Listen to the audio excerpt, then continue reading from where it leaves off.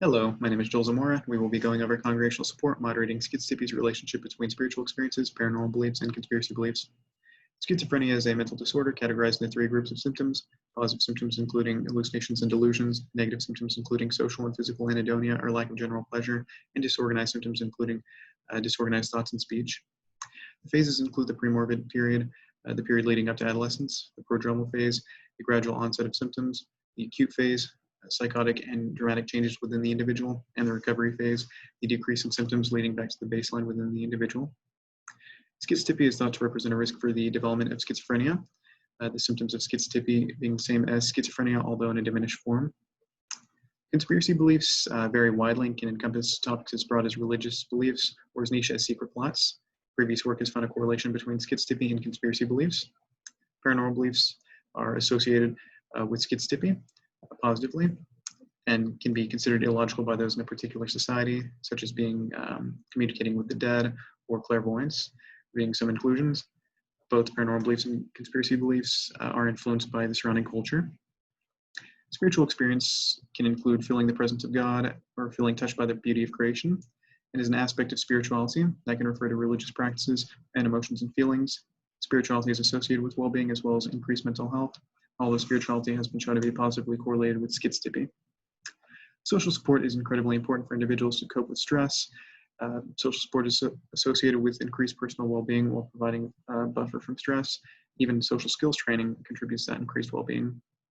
Congregational support would relate to social support in a religious setting, such as beliefs and values. For this study, we're looking at 6 hypotheses. As this graph shows, schizotypy and conspiracy beliefs would be positively correlated, and we believe this would be the case with paranormal beliefs as well as spiritual experiences. The next 3 hypotheses would include the moderating variable of congregational support. The graph on the left would be for paranormal and conspiracy beliefs. We believe there would not be a great influence of congregational support to moderate that relationship. Although for spiritual experience, we believe there would be an effect with congregational support, since those with low and high schizotypy have spiritual beliefs or experiences of some sort. The procedure would include analyzing archival data from an undergraduate sample using 6 regression analysis, and depending on the results, we'd be able to determine if they're contrary to the original hypothesis.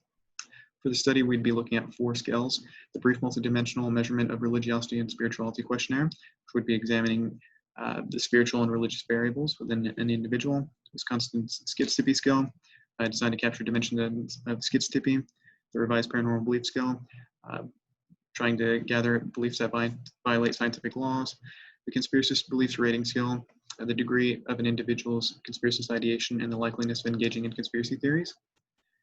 Based off the literature, it is possible for social support to moderate the relationship between schizotypy and spiritual experience. Congregational support, like social support, should allow those with schizotypy to have an outlet for stress in an environment that shares similar beliefs. This is important research just for general education, as well as to see how these variables interact within society. Future steps, of course, being running the analysis with the data, discussing the results of the data, discussing if these hypotheses are supported by the results. Thank you for listening, and goodbye.